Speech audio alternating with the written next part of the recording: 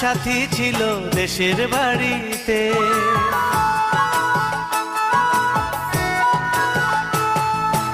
আমার একটা সাথী ছিল দেশের বাড়িতে, মিষ্টি প্রেমের লিখত চিঠি প্রতি মাসেতে। হঠাৎ একদিন খবর এলো সাথীর নাকি বিয়ে হলো আমার অজান্তে। এখন বলো দেশে যাব কার আশাতে, এখন বলো দেশে যাব কার আশাতে।